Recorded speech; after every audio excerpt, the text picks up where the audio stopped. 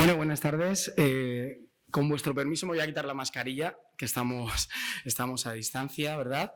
Y bueno, pues como vamos a ir rotándonos para hablar, bueno, para nosotros es más cómodo, con vuestro permiso. Bueno, daros la bienvenida. Después de mucho tiempo que teníamos este proyecto, de hecho lo estábamos hablando antes, Marisa y Caridad, que en nuestro folleto inicial de la fundación, ahora hace 2 años y 2 semanas creo, cuando hicimos la inauguración, ya llevamos un tiempito funcionando, pues ya aparecía el proyecto Charlas Divulgativas. No sé si lo habréis visto, hay muchas personas que bueno, pues que nos conocen en la fundación y bueno, pues yo creo que ha sido casi una promesa cumplida, porque siempre decíamos que no queríamos cancelar todas las charlas, sino que queríamos aplazarlas, ¿no? El momento ha llegado y ha habido, pues en este tiempo, agradecer a muchas personas, muchos profesionales que nos pusimos en contacto con ellos y que, bueno, pues que estaban dispuestos a poder divulgar, ¿no? Que es el principal objetivo que tenemos en estas charlas, ¿no? Como decíamos, queremos también desvincular un poco la temática. No es el caso de hoy porque, bueno, pues luego Caridad, la doctora Garijo, tendrá la oportunidad de introducir a Marisa, la doctora Pos. Pero bueno, la idea es que las charlas, vamos a hablar sobre TDAH, como aparece ahí, ¿no? Pero las charlas que nosotros queremos, pues, implementar, que vengan diferentes profesionales en diferentes ámbitos sociosanitarios, ¿sí? Que no tiene por qué ser ni el TDAH o otras alteraciones del neurodesarrollo, ni enfermedad de Alzheimer o otras enfermedades neurodegenerativas, que son 2 de los pilares básicos sobre los cuales intervenimos, con estimulación cognitiva, con los diferentes talleres que muchos de vosotros ya conocéis, ¿no? Bueno, agradecer a muchísimas personas que hay detrás de estas charlas, detrás de la fundación, que han, pues bueno, pues que no hablan hoy, pero siempre han estado ahí apoyando, equipos de nuestro super equipo de voluntarios, pues Alba, todo el equipo anexo que tenemos en la fundación, Francisca Bretón, que como muchos de vosotros sabéis, pues depende en gran parte del grupo de Calzados Pitillos, ¿no? y de la familia Hernández, ¿no? Hoy, bueno, pues dentro del equipo de personas que han ayudado a que la fundación, siendo pequeñita, sea lo que es hoy, pues bueno, también lamentablemente uno de nuestros compañeros de la fundación, del grupo Pitillos, muy cercano a todos, pues nos ha dejado y bueno, pues primero queríamos todos, que estábamos de acuerdo, homenajearle, porque no quiero extenderme demasiado porque hay que dar continuidad, ¿no? Pero hace bien poquito estaba colocándonos una televisión arriba para unas charlas que teníamos con un grupo de chicos, siempre cerca, siempre dispuesto y bueno, pues a echar una mano, pero compaginando, ¿no? con el trabajo que tenía. Es más, ha sido más que un mero compañero, porque siempre ha estado ahí, muy cerca. Recuerdo que una de las personas que nombré en la charla inicial de inauguración, ahí estaba también. Y bueno, pues nuestro recuerdo, no solo el mío, el de Alba, el de todos los compañeros, hacia Henry. Os pediría unos, si no un minuto, unos segundos de silencio para honrar su memoria, sí, y luego proseguimos.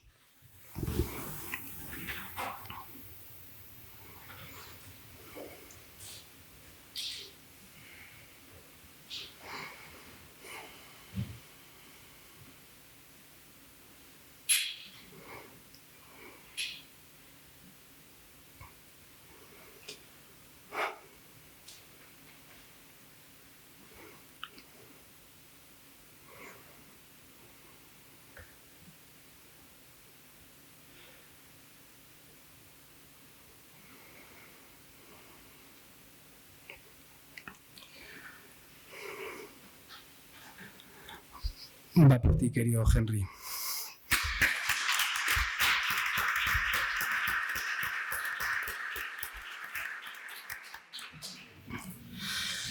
Bueno, como comentábamos, tras estos 2 años duros que no voy a descubrirle a nadie, uno de los objetivos yo creo que es reconstruir, ¿no? Reconstruir y también es un motivo de alegría el que podamos estar aquí hoy por eso, por reconstruir, por retomar cierta, bueno, pues esa normalidad que tanto hemos echado de menos después de perderla, ¿no? Y también creo que es muy importante, ¿no? No solo por el objetivo en sí, sino por sentir que volvemos a seguir adelante.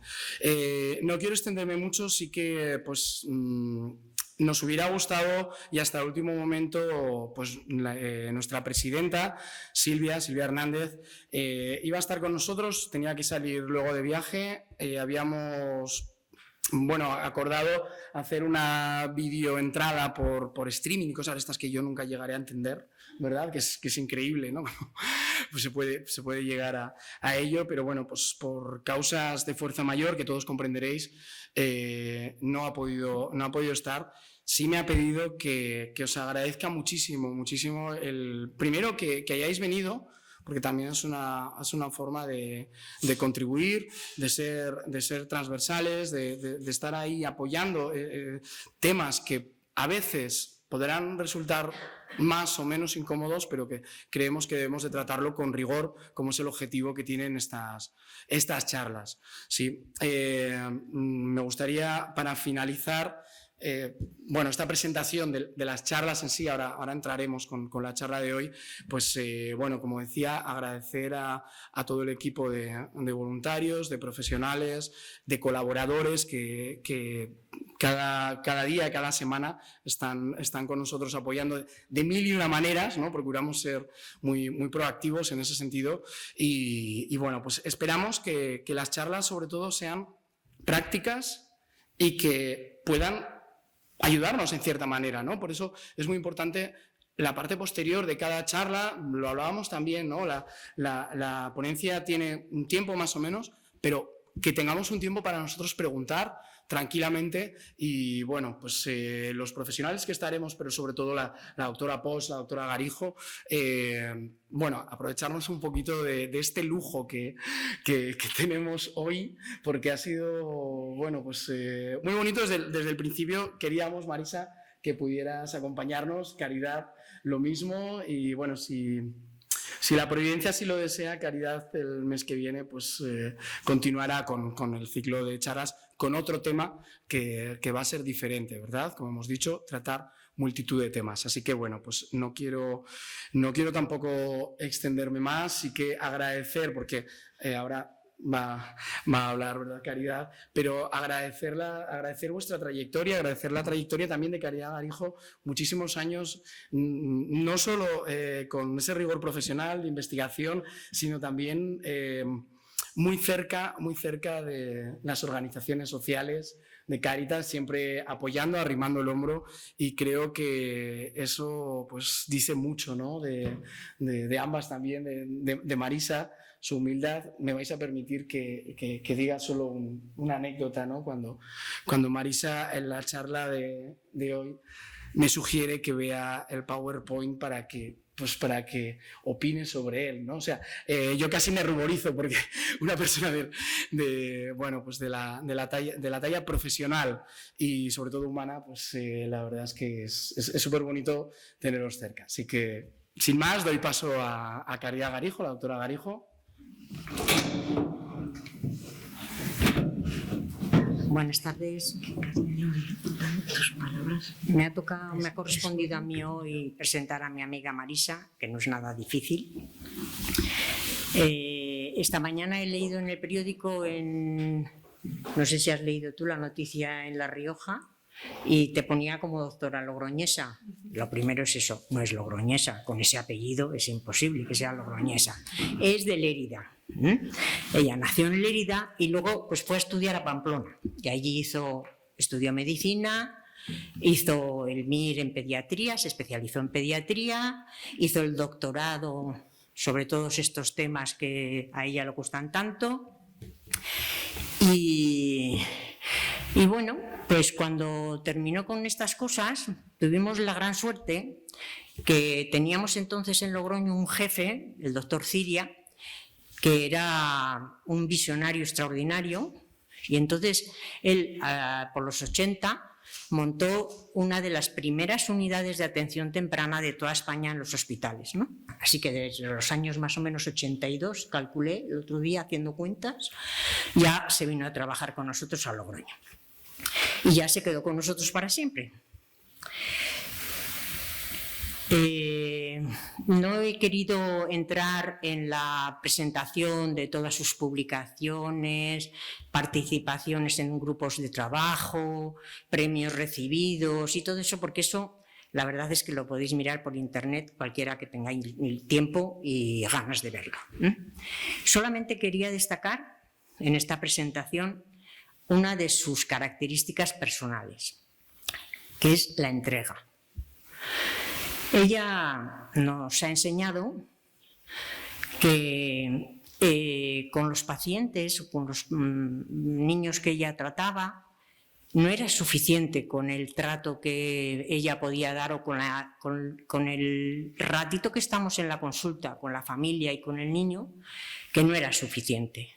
Y ella nos ha enseñado a que siempre hay que enseñar todo lo que podamos a todas las personas que rodean a todos los niños que tienen alguna dificultad. Nunca dice que no, o sea, le podéis proponer cualquier cosa, que salvo que sea una cosa muy pecaminosa, no va a decir que no. A medias también dice que sí, o sea, que solamente las que son muy malas dice que no. Y por eso está aquí hoy también, ¿no? Porque le llamas y le dices, oye Marisa, mira, que en Arnedo hay unos que quieren que vayamos. Cuando quieras. Dices, vale, pues cuando quieran.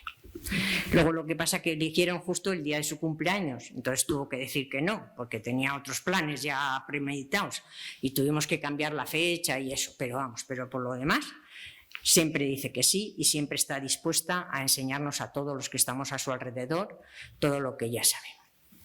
Y hoy pues venimos, creo que todos intrigados por este título que nos ha puesto de más allá de la hiperactividad. Dios mío, ¿qué será esto?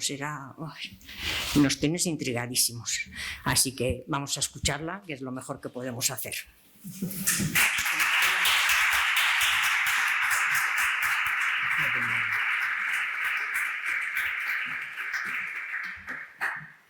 Buenas tardes. Pues muchísimas gracias por darme la oportunidad de estar aquí y compartir todo este buen rato con todos vosotros y agradecer muchísimo todas las palabras tan cariñosas. Bueno, a mi amiga Caridad, pues qué voy a decir, es mi amiga. Y bueno, hemos compartido muchísimas emociones y muchas situaciones durante toda nuestra época de trabajo en el hospital y posteriormente pues también ella tras su jubilación también sigue haciendo una cantidad de actividades con las que estamos relacionadas y bueno, cuando me propuso venir pues claro, ¿cómo le voy a decir que sí? Además, yo había tenido noticia de esta fundación antes de conocernos así, en persona, cuando algunas familias de aquí, de Arnedo, venían a la consulta y decían, pues el chiquillo, pues para darle un poquito de refuerzo, para atender ciertos tipos de problemáticas que presenta el chiquillo, pues es que estoy siendo atendido en la Fundación Francisca Bretón en Arnedo. Y bueno, yo iba preguntando, ¿no? Porque siempre estas cosas impresionan, ¿no? Que haya personas que voluntariamente dediquen su tiempo a atender las necesidades pues, de los niños en este caso y de las personas mayores y todo eso siempre te llama la atención. Entonces ya cuando fui conociendo y contactamos la primera vez dije, bueno, pues si esta fundación ya he oído yo hablar de ella, ¿no? Y entonces me hace mucha ilusión el poder estar aquí compartiendo con vosotros este ratito. Como decía Caridad, bueno, pues he querido darle este título a la charla porque estamos quizá acostumbrados a decir, hablar mucho de la hiperactividad infantil, ¿no? Y parece que cualquier niño que se mueve o cualquier niño que no para quieto o que le cuesta controlar el movimiento, pues ya es un niño hiperactivo, ¿no? Y luego también porque no solamente es la hiperactividad el problema que tienen estos niños, sino que la hiperactividad es algo más dentro de un conjunto de dificultades y de problemática, tanto en la conducta hiperactiva como a la hora, por ejemplo, de aprender o a la hora de saber estar, de saber seguir normas. Es mucho más que el ser hiperactivo. Porque si os dais cuenta, todos nosotros cuando tenemos 1 año y medio, 2 años, somos todos hiperactivos y conocemos el mundo a través de nuestra actividad, ¿no? Aprendemos a andar y bueno, el día que nos soltamos a andar, ya aquello es una hiperactividad continuada, ¿verdad?, para conocer el mundo y para relacionarnos. Entonces, hay mucho más que solamente la hiperactividad en los niños que tienen este problema, ¿verdad? Sí. Es un problema importante, es un trastorno, es un problema porque de este trastorno derivan varios problemas, tanto a nivel de relación social como de aprendizaje, y es importante porque es una situación que se ve frecuentemente. No es un problema nuevo, como luego veremos, no es un problema que nos hemos inventado en nuestra sociedad, sino que hay una base neurobiológica para explicar el por qué pasa esto a algunos de nuestros niños. Hay diversas causas, cada vez se van conociendo más factores genéticos que pueden incidir en una persona que ya está predispuesta genéticamente a tener esta dificultad de control del movimiento y de la flexibilidad cognitiva, como veremos luego. Luego, muchas veces el problema que vemos que le está dando un malestar en la vida a ese niño y a esa familia, o sea, que hace difíciles las cosas para ese niño, pues quizá el menor de los problemas es la hiperactividad, sino todo lo que asocia el hecho de tener un trastorno que se ha venido a llamar TDAH, como lo veréis, trastorno por déficit de atención e hiperactividad. También es cierto que no todo niño que se mueve mucho tiene un TDAH. Hay niños que pueden tener una conducta un tanto hiperactiva o hipercinética, pues porque tienen otro problema que subyace y que hace que su conducta sea difícil de controlar. Por lo tanto, no todo niño que se mueve mucho, que interrumpe, que cuesta controlar su movimiento, tiene un TDAH. Y como todo esto es muy complejo, como vais viendo, pues la atención a estos niños y a la familia, porque los niños nunca van solos, ¿verdad? Siempre van con la familia, pues la atención tiene que ser multidisciplinar, contar siempre con el niño como protagonista y su familia, y luego buscar apoyos sociales, ¿no? Y en este caso, pues por ejemplo, el movimiento asociativo, la fundación, etcétera. Os comentaba que esto no era un problema nuevo, porque a veces hay personas que te dicen esto de la hiperactividad, esto es un mal de la sociedad actual que no permite que los niños se comporten de determinada manera. No, ya hace mucho, en el siglo pasado, hay un artículo en la revista The Lancet, que es una de las revistas médicas de mayor historia dentro de la medicina, que ya hablaba de los niños que se movían, que tenían falta de control de movimiento. Incluso se fue enfocando todo esto como un trastorno mental, porque era difícil para esas personas controlar el impulso, el movimiento, y quien primero fue atendiendo a las personas que tenían esta problemática era el mundo de la psiquiatría infantil y con los conceptos que entonces comportaba la psiquiatría infantil. Poquito a poco el problema fue tomando diversos nombres. Cuando yo empecé a estudiar en ese año que comentas tú, ¿no? en la carrera y los primeros años de especialidad, se hablaba de la disfunción cerebral mínima, que eso es como no decir nada, ¿no? O sea, disfunción pues no funciona, cerebral, mínima. Mínima, ¿por qué? Porque es mínima. ¿Qué diferencia hay, ¿no?, para llamarle una cosa mínima o máxima? Porque realmente en algunos niños este trastorno tiene unas repercusiones muy serias, ¿eh? Luego se fue cambiando y ya como lo que predominaba era el movimiento, pues se le llamó trastorno hipercinético infantil. Luego ya se empezó a hablar de la hiperactividad, porque era lo que más nos llamaba la atención. El niño se movía mucho, no atendía en el colegio, no había manera de que siguiera las normas y como eso era lo que más nos llamaba la atención, pues le llamábamos trastorno de hiperactividad. Y poco a poco se fue conociendo que todo este trastorno tiene una explicación dentro del cerebro, del funcionamiento de una parte muy importante del cerebro, que es toda la parte frontal, que se encarga de las funciones ejecutivas, que son las funciones que nos caracterizan a las personas, ¿no? Y dentro de esas funciones ejecutivas pues están la capacidad de inhibir el impulso, la capacidad de ser reflexivos, la capacidad de mantener la atención por un tiempo suficientemente largo para poder aprender o atender una tarea. Bueno, hay varias funciones que luego iremos viendo a lo largo de la charla que entran dentro de lo que se llama así, el cerebro ejecutivo.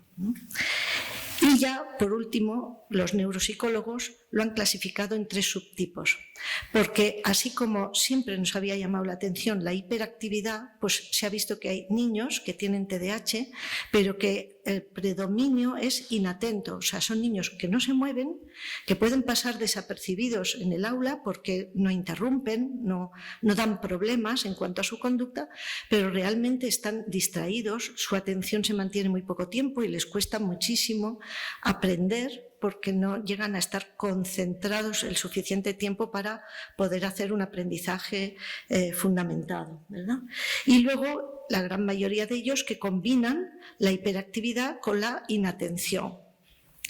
También es cierto que a lo largo de la vida este perfil de predominantemente hiperactivo o predominantemente inatento va cambiando y que normalmente hacia la adolescencia la hiperactividad suele desaparecer, se controla mucho mejor el movimiento, pero sin embargo el déficit atencional, la concentración, la planificación ante una tarea, pues eso persiste y puede persistir hasta la vida de adulto.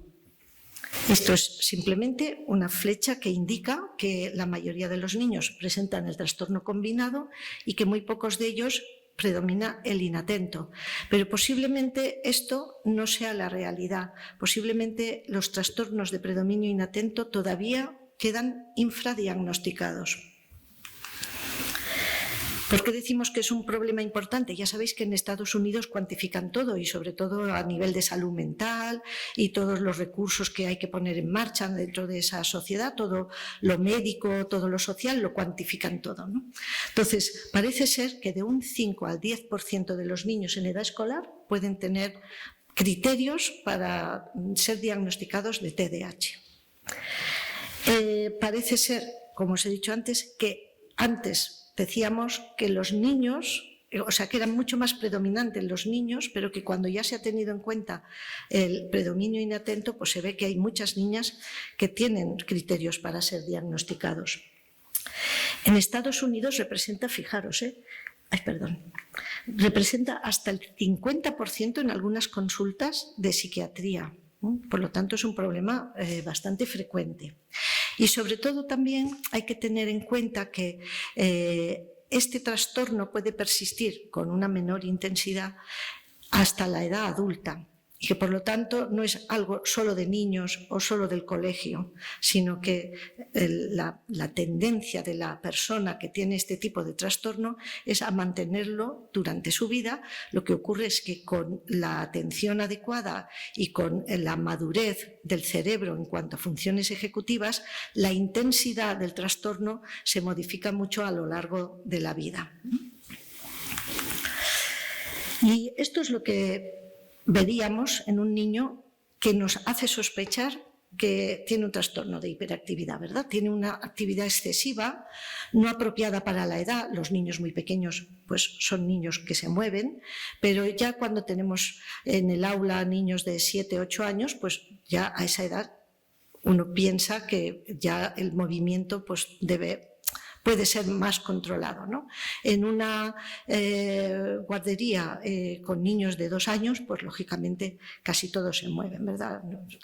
Me imagino que hay aquí también maestros y educadores y que tienen constancia de esta diferente capacidad de los niños, dependiendo de la edad, de mantenerse más o menos centrados, ¿verdad? Hay niños que lo que tienen es una dificultad importante de inhibir el impulso. No solamente el impulso de conducta, ¿no? La conducta impulsiva, sino muchas veces el impulso a la hora de dar respuestas, ¿no? Os habréis encontrado que muchas veces estás preguntando simplemente una pregunta sin mucha trascendencia. ¿Qué queréis comer? Vamos a poner un arroz, unos espaguetis y unas verduras. Y antes de que acabes de hacer la pregunta, ya hay alguien que está respondiendo. Yo, ¿no? ¿Quién sabe cuántos son 2 y 5? Y a lo mejor el niño te responde pensando en que le vas a preguntar cuántos son 2 y 2, ya te ha respondido 4 antes de que tú hayas acabado de hacer la pregunta. O a la hora de escribir un texto o a la hora de leer, estas respuestas impulsivas muchas veces les llevan a cometer errores porque no tienen suficiente inhibición del impulso para dar la respuesta correcta, para pensar antes de responder, ¿no? Como se suele decir.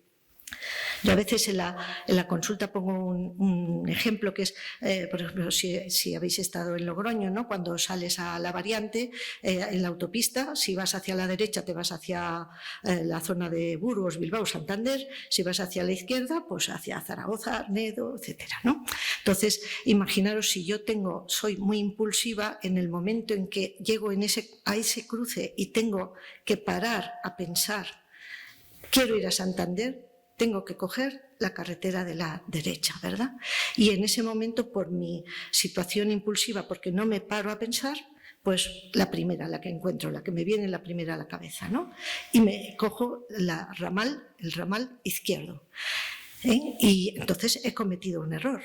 Pero además, al ser impulsivo, planificando poco y poco reflexivo, la culpa la va a tener el que puso el cartel, o la culpa la va a tener el coche que se ha ido donde yo no quería. O sea, no reflexiono ante que yo he cometido un error, por lo tanto tengo que volver hacia atrás y volver a planificar, volver a plantear qué respuesta tengo que dar, ¿no? Toda esa flexibilidad, toda esa reflexión, todo ese control de impulsividad subyace en muchos de los errores que estos niños cometen a veces en el aula, a la hora de estudiar, a la hora de hacer tareas, a la hora de dar respuestas en la vida cotidiana. Se distraen, son niños muy distraídos, parece que sí que en las cosas que les interesan pueden centrarse y enseguida te responden, ¿verdad? Sobre todo en cosas que les dan un beneficio muy rápido. Pero en las cosas que no les motivan tanto o que para ellos ese momento no son tan importantes, pues tienen una distracción muy fácil, ¿no? Y parece que está todo el día pues ahí distraído mirando las moscas, ¿no? O que estando en el aula a lo mejor se le cae el lápiz al compañero y está más atento al lápiz que se ha caído que a la explicación que está dando la señorita, ¿verdad? Se distraen por estímulos irrelevantes. Una de las cosas que a veces comentamos, ¿no?, en la consulta, sí, se distrae, pero cuando le pones delante un móvil o le pones delante los dibujos animados o una película que a él le guste, puede estar allí mucho tiempo. Y sobre todo ahora con todos estos nuevos dispositivos, los juegos, todas estas... la tecnología que ha venido, que nos da respuestas muy rápidas y que nos satisfacen y no tenemos que esperar un tiempo a obtener una respuesta, todo esto hace que se favorezca a que esta impulsividad, esta falta de reflexión, pues todavía se haga más patente. ¿De acuerdo? Luego, hay una dificultad para priorizar, porque en todo momento cuando se nos plantea un problema o cualquier tipo de enunciado o un texto que hemos leído, ¿no? Y pues, cuéntame, ¿qué has leído en este párrafo? ¿Qué es lo más importante que has leído, ¿no? Pues a lo mejor a mí lo que más me ha llamado la atención es lo que menos importante es en ese párrafo, ¿no? Entonces, les cuesta un poquito priorizar por esa dificultad en inhibir y pensar, ¿no? ¿Qué es lo que me están preguntando? ¿Qué es lo que este texto me está diciendo? ¿Verdad? Y luego también hay una dificultad para memorizar lo aprendido. Muchos de los papás nos dicen, pues es que nos pasamos estudiando, estamos allí repitiendo y tal, y se lo sabe, y al día siguiente cuando lo tiene que explicar en clase o tiene que responder el examen, pues es como si se quedara en blanco, ¿no? Y a veces los propios niños también te lo cuentan cuando son un poco mayores, te cuentan que no recuerdan lo que la tarde anterior habían estado poniendo un gran esfuerzo en aprender. Y claro, todo eso al final pues fatiga, pues porque te crea una situación de frustración, de mucho esfuerzo, pero luego no recibo la compensación por ese esfuerzo, y al final pues la motivación y la situación emocional de estos niños se resiente. Esto es lo que veríamos nosotros desde fuera, y entonces los neuropsicólogos y la Academia de Neuropsiquiatría en Estados Unidos tiene unos códigos diagnósticos que se llama el DSM y han querido plasmar en criterios todo esto que hemos hablado. Lo voy a pasar un poco rápido porque es más de lo mismo, ¿verdad? Son niños que pierden fácilmente las cosas, que se les olvidan las tareas, que tienen una agenda para recordar lo que tienen que hacer, pero se les olvida la agenda.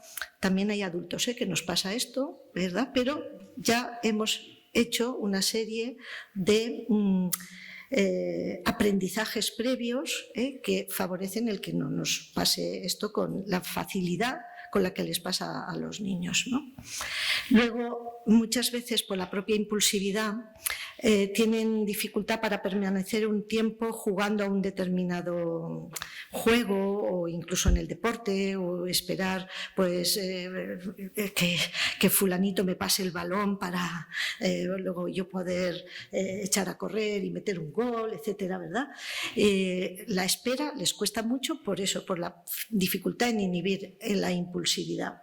Y dicen algunos papás, es que parece que está en marcha, se levanta y pues ya no para, ¿no? Es como un motor en marcha.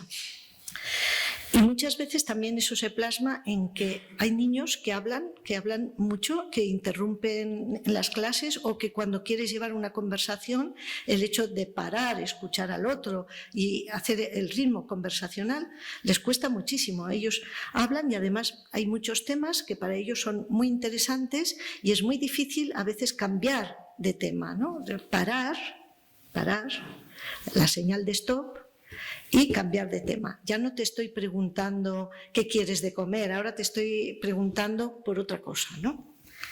Pues todo esto lo tienen aquí recogido en los criterios del DSM, y entonces uno va contabilizando los criterios y se puede hacer un diagnóstico. Y a veces, como os decía antes, lo que acompaña a todos esos criterios a veces es más problemático y es más importante para ese niño que propiamente la falta de atención o la distracción.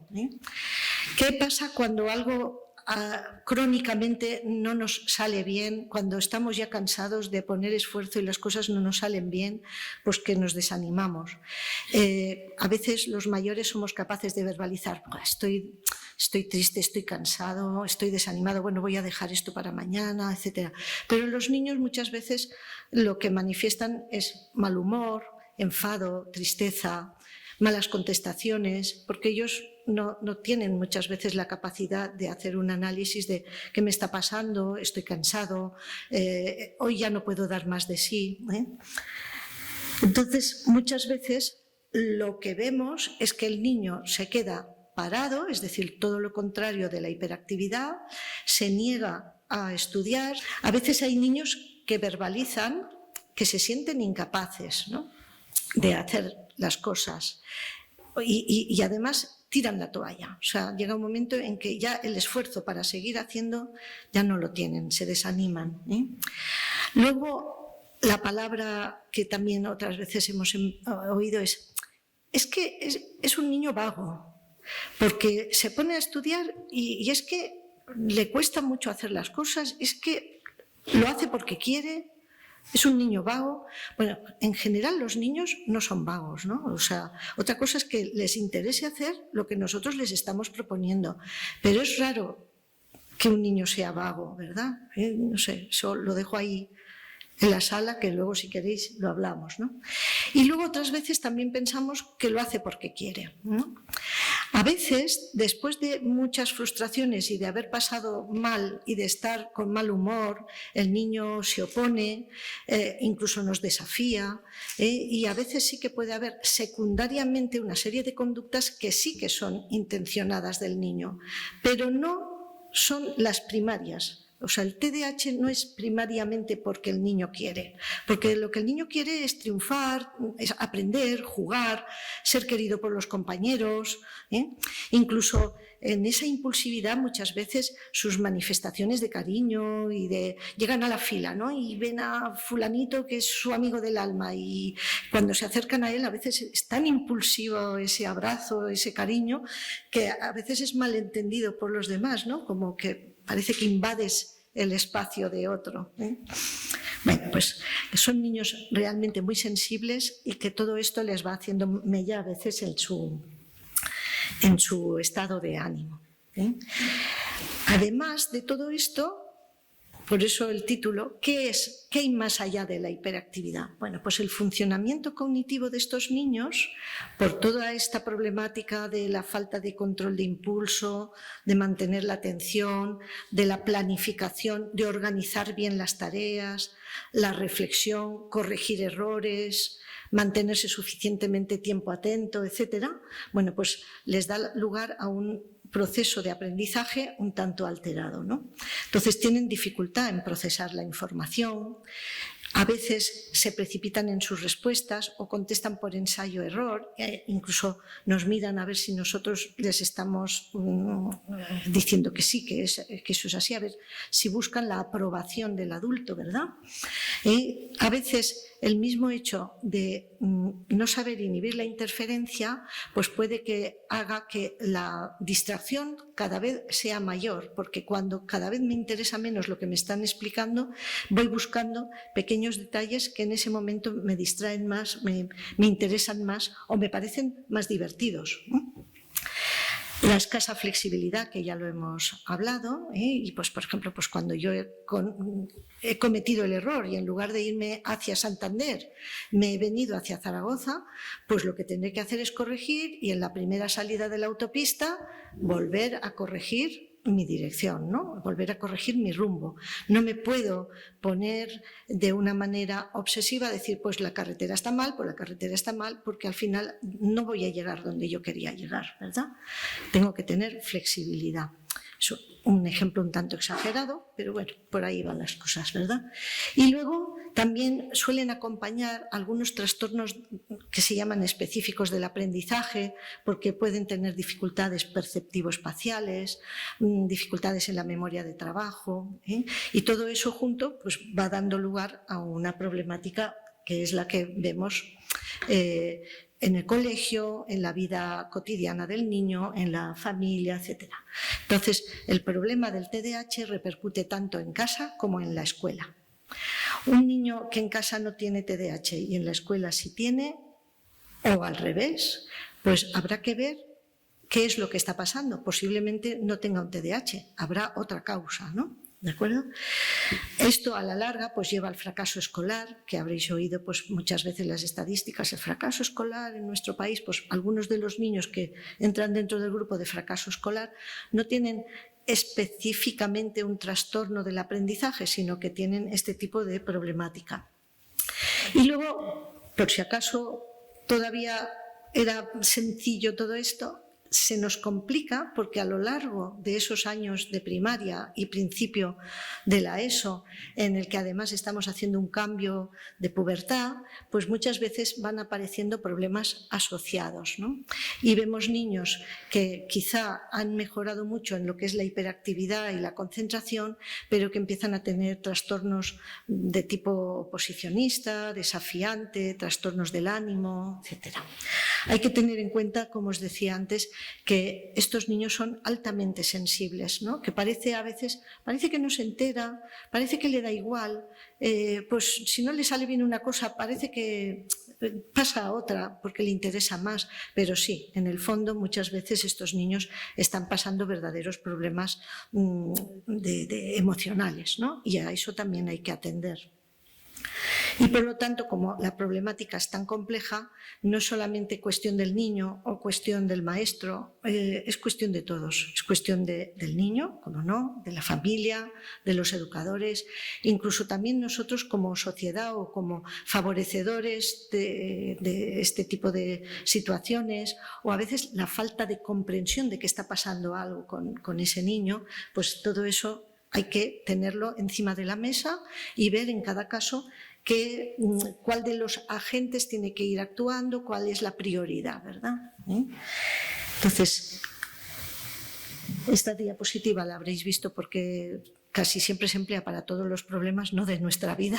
Siempre decimos, lo único que vemos es la puntita del iceberg, pero es verdad, ¿no? Lo que vemos pues es eso, el déficit de atención, la hiperactividad, pero es que debajo subyacen cantidad de problemas, muchas veces acompañando y otras veces secundariamente, ¿no? A la larga. Hasta aquí es lo que vemos, ¿no? Lo que decimos, bueno, pues este niño tiene un trastorno TDAH, ¿eh? O sospechamos que tiene un trastorno TDAH. Y entonces, pues nosotros empezamos a pensar, ¿y por qué? ¿Por qué le pasa esto a este chiquillo, ¿no? Pues muchas veces decimos, es todo ambiental, pues a este niño no se le ha educado bien y entonces por eso es así. Otras veces pensamos que tiene que tener un daño cerebral. ¿Os acordáis de aquella definición al principio de la disfunción cerebral mínima? Eso venía a decir pues, que ese cerebro no funcionaba bien. A través de todos los estudios que se están haciendo ahora de neuroquímica y funcionales, se está viendo que la causa primordial es que hay un trastorno en las funciones ejecutivas del cerebro, en la parte frontal, luego veremos unos esquemas, que estas funciones ejecutivas van madurando con la edad. Todas las personas cuando tenemos cierta edad, nuestras funciones ejecutivas todavía están inmaduras y poco a poco, a medida que se acerca la pubertad y el adulto joven, esas funciones llegan a su maduración completa. Y eso tiene una traducción también a nivel biológico. Hay ciertas técnicas que permiten ver la mielinización de nuestro cerebro. La mielina es una proteína, es una sustancia que tiene nuestro cerebro y que se va depositando a lo largo de nuestro crecimiento y hace que el cerebro funcione mucho mejor. Es como un enriquecedor de las neuronas. Y la mielinización de la zona frontal, de la zona que se encarga de las funciones ejecutivas, se completa cuando estamos en los últimos años de la adolescencia.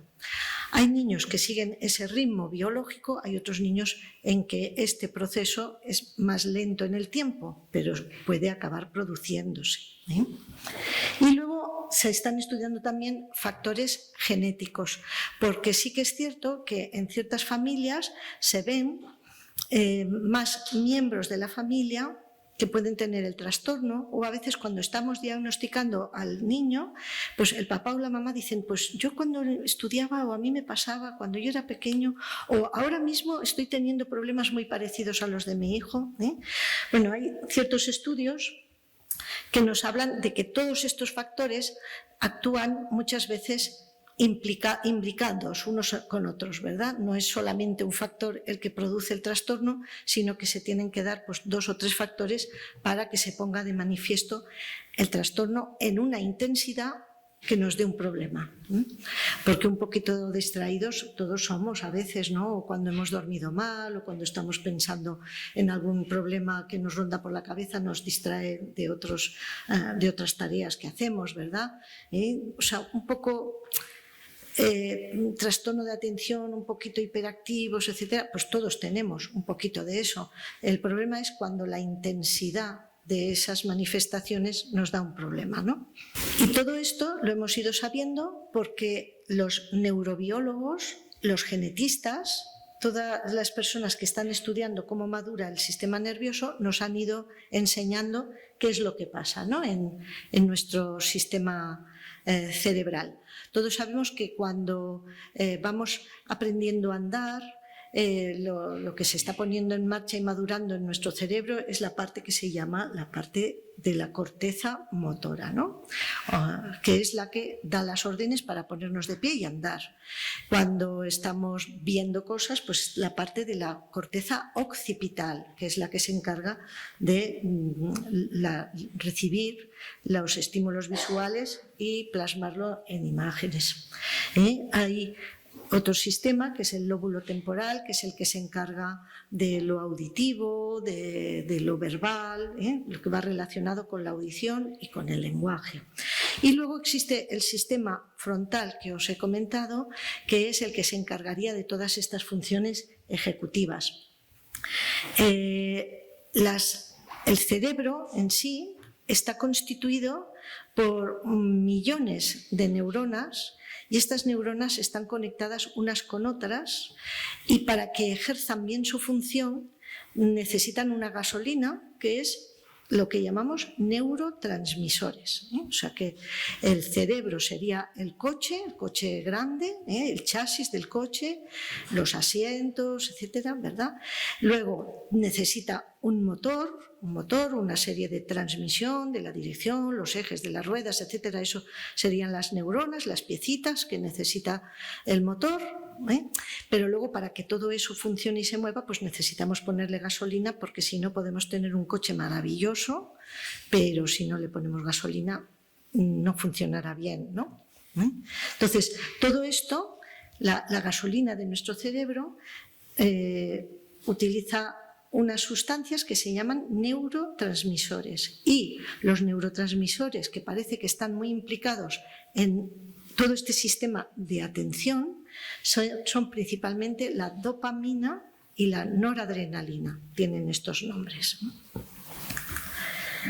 Esto sería un esquema, como os he comentado, de todo el sistema atencional que se llama anterior, donde tiene que ver mucho el sistema frontal, como veis en el dibujo, toda la parte por encima de la nariz, que está conectada con el resto del cerebro, porque el cerebro no funciona a base de habitaciones cerradas. El cerebro está interconectado, todas las habitaciones, es como un loft, ¿no? Como ahora está de moda, ¿no? Tenemos un espacio muy grande y entonces hay una zona que está más especializada en una cosa, otra en otra, pero finalmente todo tiene que estar interconectado, porque si no, no funcionaría bien, ¿no? Entonces, en la zona atencional anterior es muy importante todo el lóbulo frontal. En la zona atencional posterior es muy importante las zonas más internas y posteriores del cerebro, incluso el cerebelo, que clásicamente siempre se ha pensado que el cerebelo solamente influía en el equilibrio. Pues el cerebelo también tiene capacidades de funciones de este tipo ejecutivo, memoria, atención, etc. Y todo ello está interconectado. Como os he dicho, no funciona nada solo. Este sería un esquema en el que se representa la interconexión, las redes. Si a alguien le interesa profundizar en este tema, todas las redes neuronales, todo el sistema de redes que ahora conocemos mucho por toda la informática, etcétera, ¿no? Pero ya el cerebro, nuestro computador, emplea estas redes a la hora de funcionar. Y aquí os he puesto la gasolina, que es la que utiliza más el sistema anterior, que es la dopamina, y la gasolina que utiliza más el sistema posterior, que es la noradrenalina. ¿De acuerdo? Como veis, vamos viendo diferentes factores que nos dan lugar a que tengamos una buena función ejecutiva y a que si se trastorna tengamos problemas atencionales, de memoria de trabajo, etc.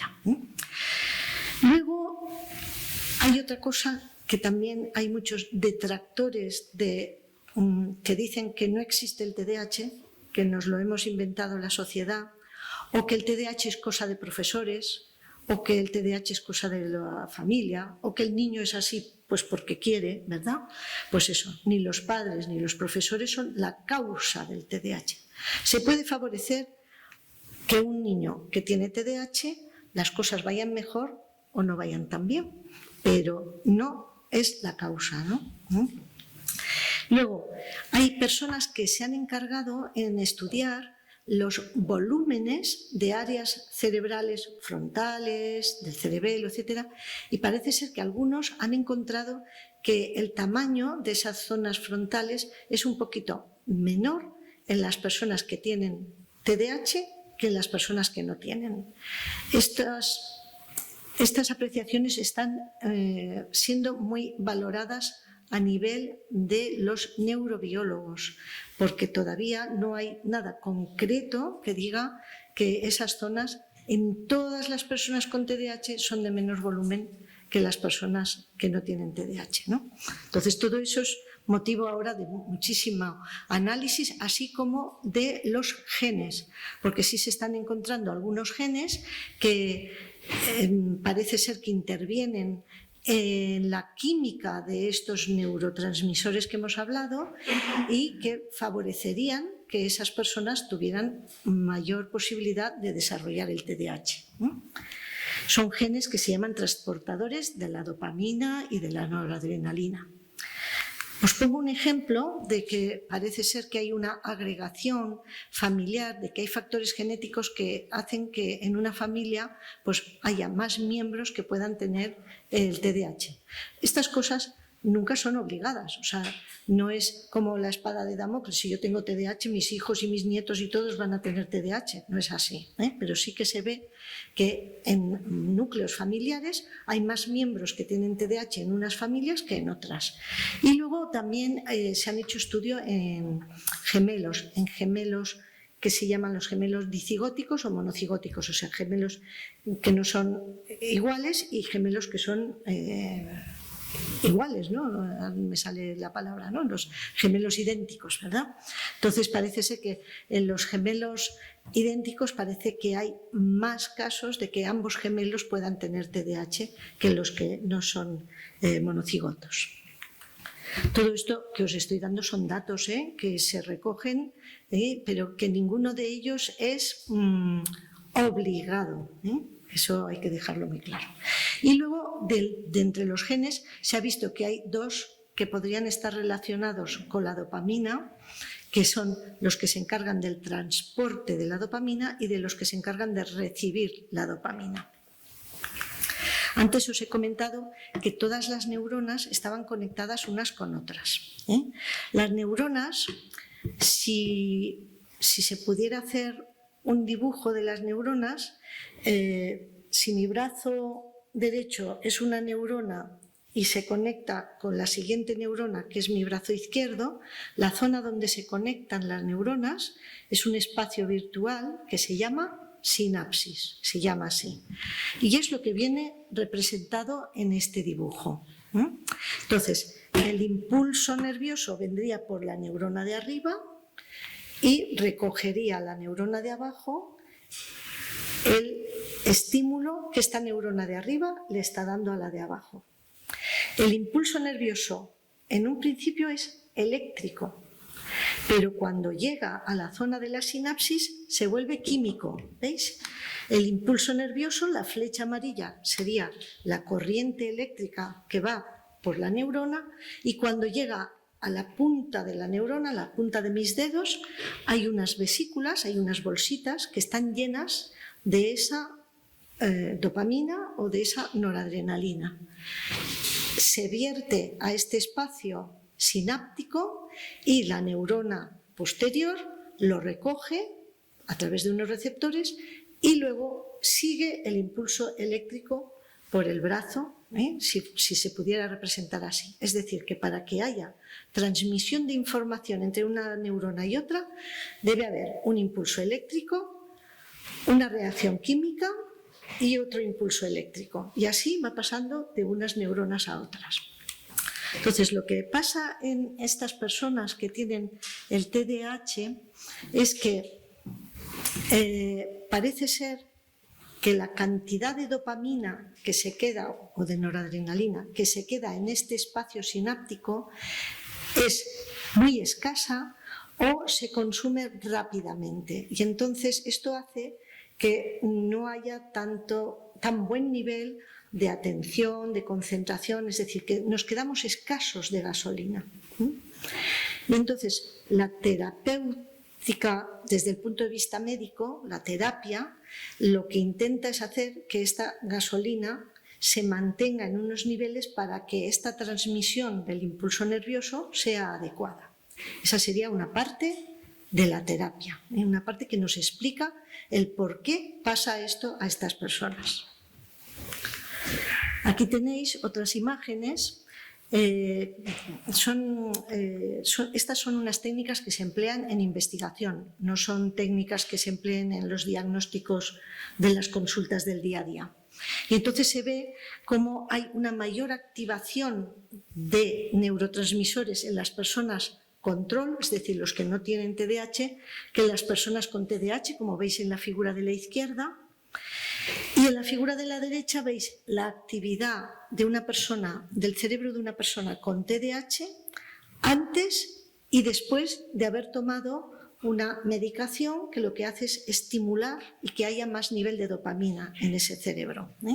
Estas son pues, las técnicas que nos demuestran esa base neurobiológica del TDAH. Y ahí me quedo porque ahora pasamos a otro tema, porque parece ser que dentro de las personas, en el grupo de personas que tienen TDAH, solamente el 30% tienen puramente un déficit de atención, un déficit de concentración y de memoria de trabajo.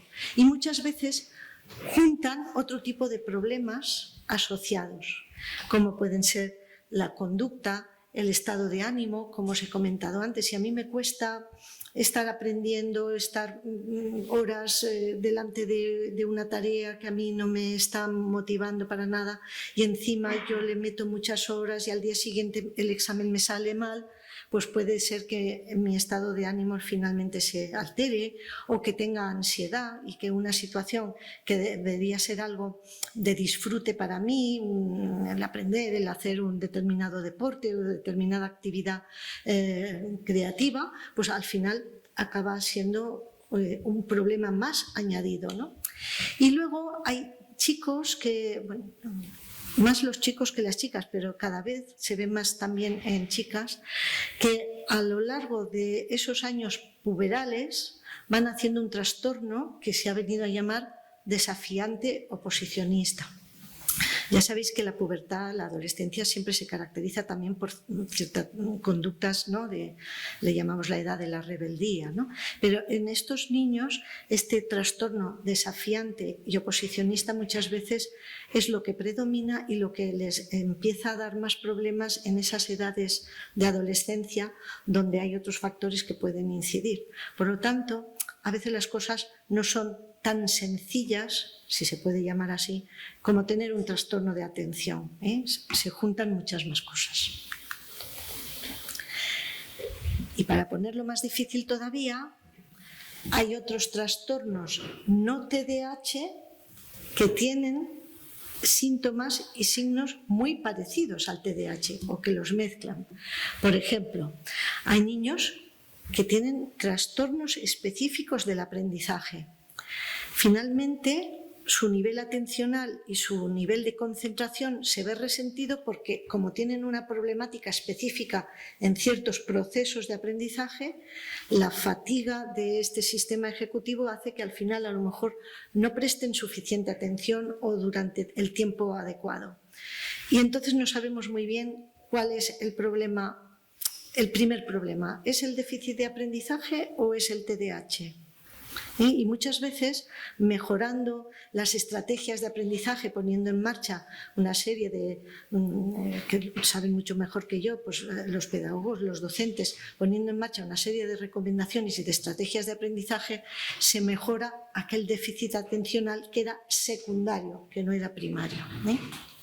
Luego hablamos muchas veces de situaciones de adaptación. Hay niños que han cambiado muchas veces de domicilio, de situaciones, que han vivido experiencias adversas en su infancia y que muchas veces cuando ya se asientan pues, en un colegio, en una población, en una comunidad, empiezan a presentar cierto tipo de problemas y están en un periodo de adaptación, ¿no? a ese medio, a esa situación. Y también hay que tenerlo en cuenta, ¿verdad? Niños que han podido pasar un estrés postraumático, pues imaginaros el estrés que pueden estar pasando todas estas criaturas de Ucrania que han tenido que salir de su casa en estas condiciones, ¿no? Y que para cuando se asienten y empiecen a poder ir al colegio, a hacer una vida de la que llamamos normal, entre comillas, pues todo ese estrés postraumático durante un tiempo va a estar allí, ¿no? Y puede que estén inatentos, pues sí, claro que pueden que estén inatentos, ¿no? Luego los niños que tienen enfermedades crónicas, que tienen que estar ingresados o que necesitan ir mucho a los médicos o que muchas veces su estado de salud hace que se fatiguen más pronto, ¿no? Niños que tienen trastornos del sueño. El sueño es muy importante en nuestras vidas y dormir bien repercute en muchísimas de las funciones que hacemos durante el día. El día que habéis dormido mal, al día siguiente os cuesta mucho más estar centrados, ¿verdad? Y a lo mejor tenéis que tomar un par de cafés para estar en lo que se está, ¿eh? Y luego otras situaciones pues que pueden ser, a veces sí que es cierto, pues unos malos hábitos de educativos o a veces una cierta permisividad, o ahora lo que estamos viendo muchas veces es los niños que están abusando de pantallas, ¿no? O que trastornan el sueño porque las horas de sueño a veces están en pantallas, y las pantallas, los juegos, lo que tienen es que nos dan una respuesta muy rápida a todo, ¿no? Y incluso las personas, vamos a llamar adultos no TDAH, pues muchas veces tenemos que hacer un esfuerzo, ¿no? Para parar y ya cierro este juego, paro ya y me paso a otra cosa, ¿no? Entonces, en los niños, cuando hay esta facilidad para conseguir cosas que me satisfacen y que además no tengo que estar esperando a que mi esfuerzo de hoy me rinda mañana, pues imaginaros lo que se está creando, ¿no? Es como una bola grande, grande que se está creando. De esto también habíamos hablado, del impacto, ¿eh? Normalmente todo esto lo que tenemos que tratar de hacer es que desde la edad escolar todo lo que vamos poniendo en marcha evite que esto se convierta en un problema serio del adulto, ¿eh? Pero sí que es cierto que algunas personas continúan teniendo estas dificultades de adulto, en menor intensidad, y que hay que seguir trabajando en ello. Y esto es lo que os quería decir, ¿verdad? Antes os he comentado que en Estados Unidos hasta el 50% de las consultas eran debidas a este tipo de problema. Parece ser que hay muchos niños de estos que cumplen todos los criterios, pero a veces, aunque no se cumplan todos los criterios, tenemos que estar poniendo en marcha todo el apoyo pedagógico que necesitan para evitar que un problema que a lo mejor tiene una cierta intensidad se convierta en un problema grave, ¿verdad? Esto es muy serio. El 30% de los niños con TDAH presentan trastornos del ánimo alguna vez a lo largo de su infancia, y el 34% ansiedad. Si ponemos el problema y nos lo traspasamos a nosotros, imaginaros que a veces hemos pasado situaciones así en las que ves que tu rendimiento, tu esfuerzo no dan los resultados que tú quieres, y la situación de ansiedad o de lo que llamamos estoy nervioso, ¿no? Que se nos pone a veces en este sentido. Por eso es muy importante hacer una detección temprana, no esperar a tener todos los criterios para decir este niño tiene un TDAH y entonces ya pongo en marcha todo el manejo de este problema, sino darle importancia y empezar a trabajar sobre las dificultades que vemos ya desde muy pequeños los niños, aunque no tengan un diagnóstico con todos los criterios. Muy atentos a las situaciones confusas, a eso me refiero, a que en ocasiones el niño se muestra inatento o tiene dificultades en uno de los ámbitos donde desarrolla su vida y en los otros no. Entonces, podemos estar hablando de un trastorno TDAH cuando realmente hay otro factor que es el que está produciendo en un momento puntual un problema. No minimizarlo, y luego el tratamiento, el abordaje, pues como hemos visto que es tan complejo, pues tiene que ser multidisciplinar y entre todos, ¿verdad? Y he puesto en negrita la atención al niño, a la familia y al entorno porque eso es lo esencial, eso es lo primero. Y los demás pues iremos actuando, ¿no? Los psicopedagogos, los maestros, los médicos, etcétera. Hay que considerar siempre cuál es el problema que predomina en el niño y empezar a trabajar por eso. No querer trabajar en todos los problemas, o sea, atajar todos los problemas a la vez, sino priorizar. Abordar todo este aspecto emocional y darle al niño esa palabra que ahora se utiliza mucho, ¿verdad? Empoderar al niño, ¿no? Una palabra que no sé si es demasiado anglosajona, ¿verdad? Pero bueno, nos puede dar a entender.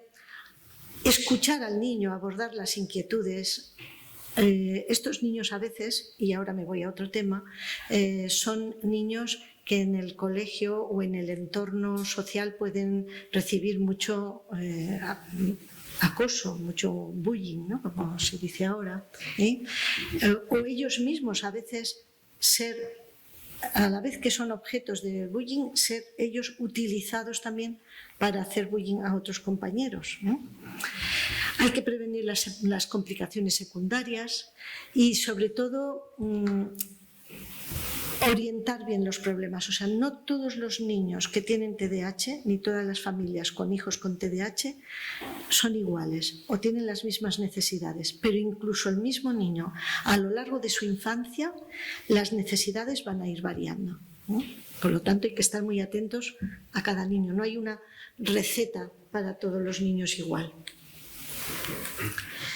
Y todas las intervenciones psicoeducativas y psicoterapeutas no he sabido describir mejor, ¿no? O sea, sobre todo todas las personas que puedan favorecer a que esta problemática mejore, Y a veces los movimientos asociativos son de mucha ayuda y sobre todo porque también favorecen en que entendamos qué es lo que está pasando, ¿no? Y cuando uno entiende lo que está pasando, también cambia el chip.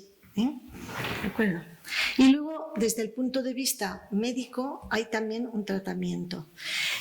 Nunca hay que dar un tratamiento médico sin un apoyo psicopedagógico, docente, psicológico, etcétera, porque es como si le pusiéramos gasolina a un coche en el cual el motor no funciona.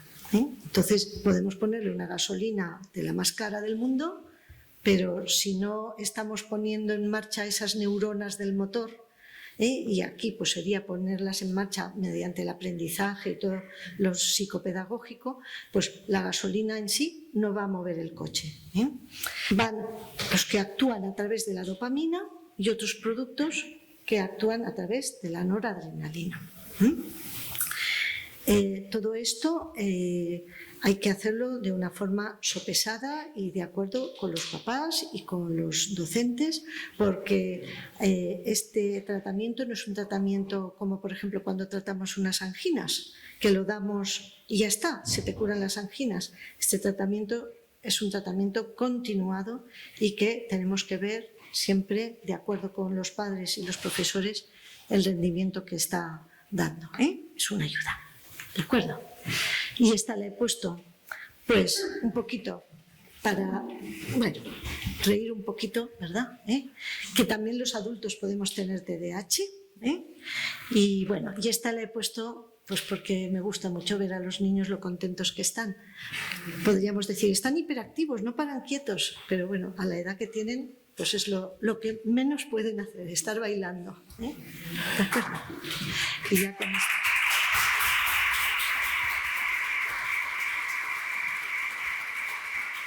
Marisa, muchísimas gracias por una charla en la cual creo que nos ha aclarado muchos términos, muchas bases que quizás solo habíamos oído, ¿verdad? Y escuchar campanas yo creo que está bien, pero poder comprender y profundizar, como has dicho antes, creo que es la base, ¿verdad?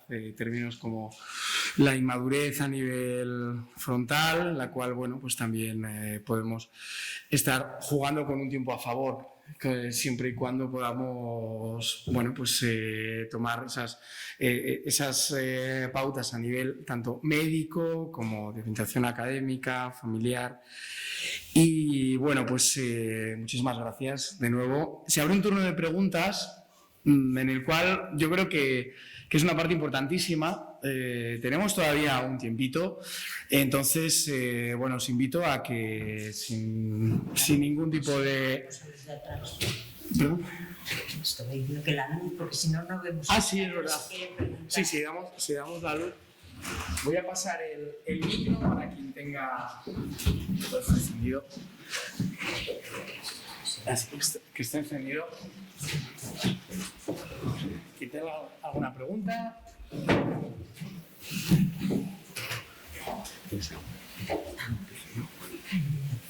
¿Sí? Bueno, desde aquí, desde la mesa, tenemos alguna pregunta que estábamos hablando ahora, aprovechando un poco lo que había comentado ahora.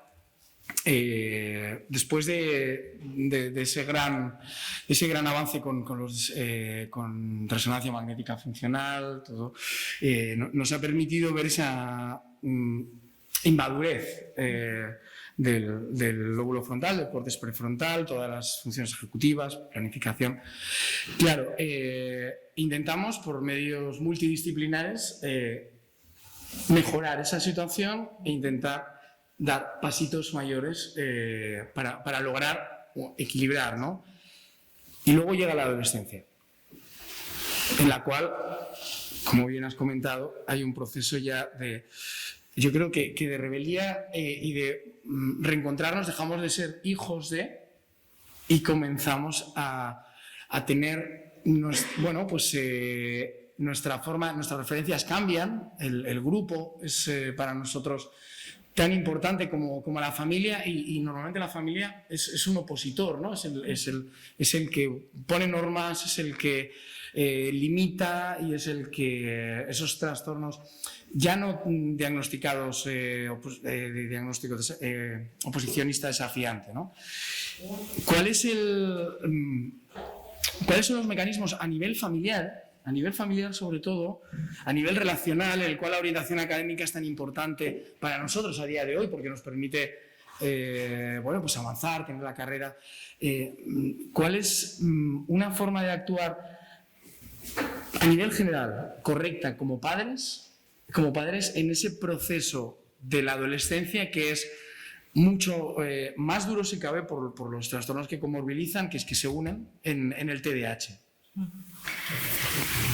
Bueno, yo no soy terapeuta a ver, voy a responder por la experiencia en la consulta, ¿no? Por lo que muchas familias exponen, ¿no? en esas edades.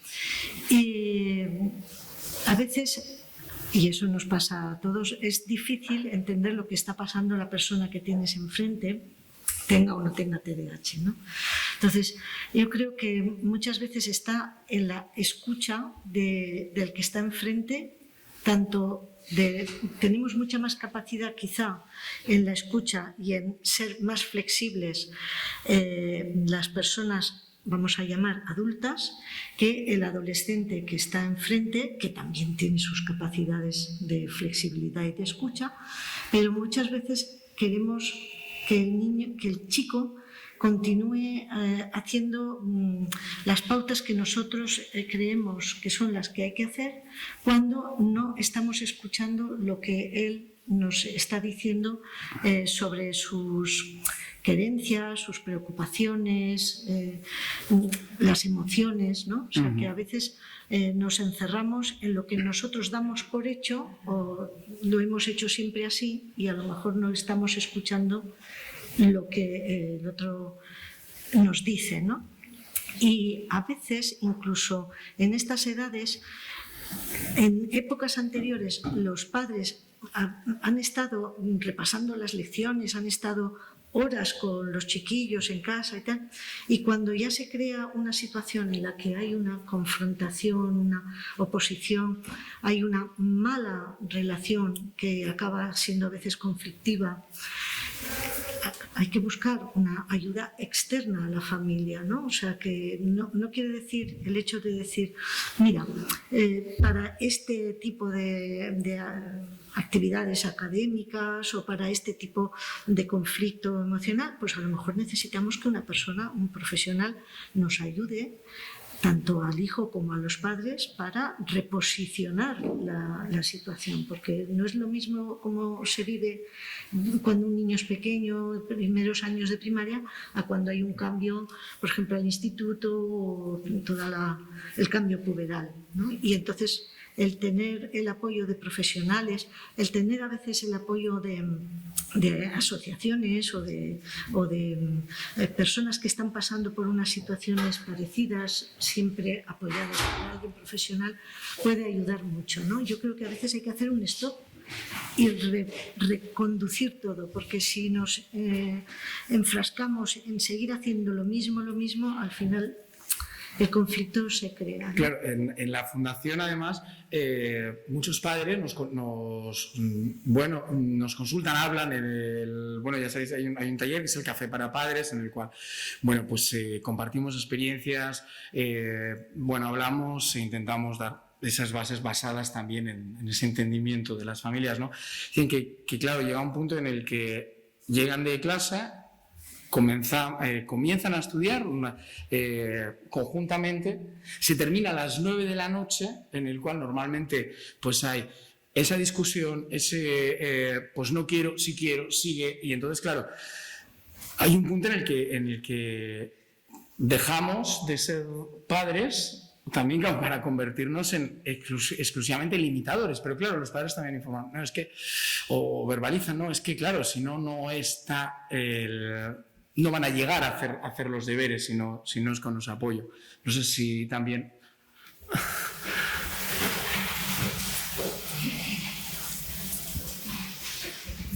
Hola, buenas noches.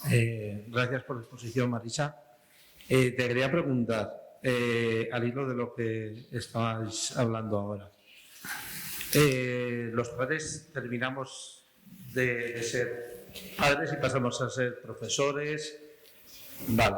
Te quería preguntar directamente qué papel crees tú que tendrían que tener los profesores y qué formación habría que darles para echar una mano a las familias que tienen esa problemática. Porque los profesores no están, no por su gusto, sino no están, diríamos, reciclados, no tienen formación en general.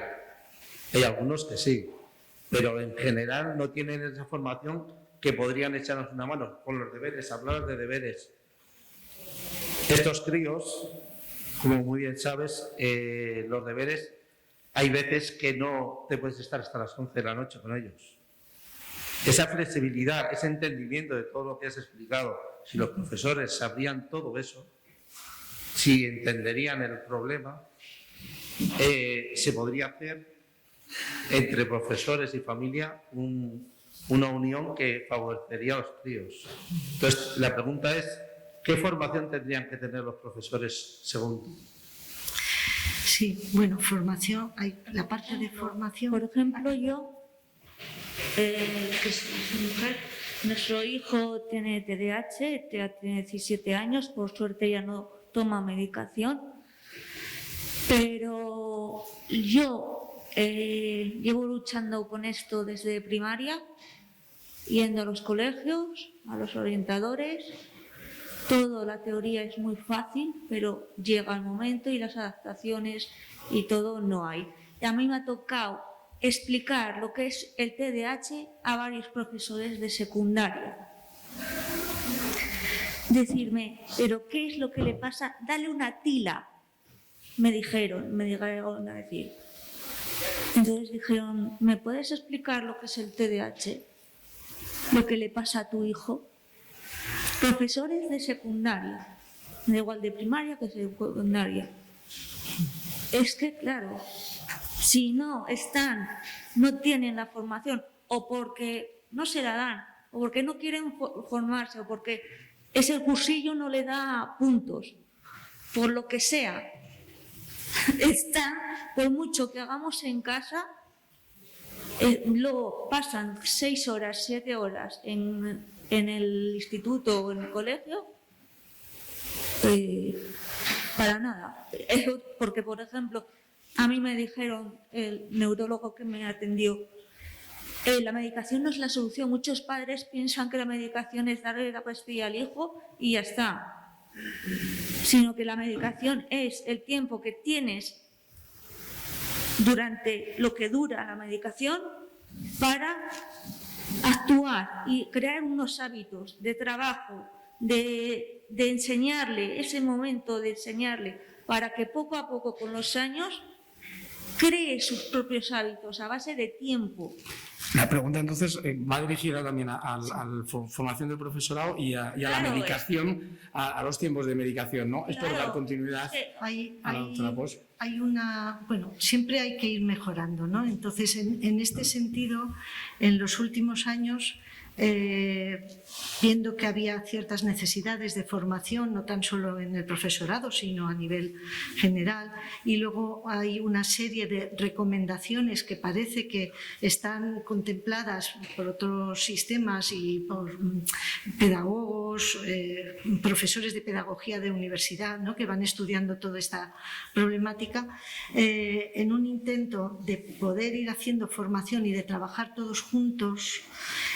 Se han ido haciendo grupos de trabajo y uno de ellos ha plasmado en un protocolo de coordinación entre salud mental, neuropediatría, pedagogía. Cuando yo digo movimiento asociativo me refiero pues eso, fundaciones, la asociación, no sé si alguno conocéis, una asociación de padres de niños con hiperactividad riojana, incluso servicios sociales también brindó una parte de acción como talleres de padres en los lugares donde no hubiera esas posibilidades por otros caminos, ¿no?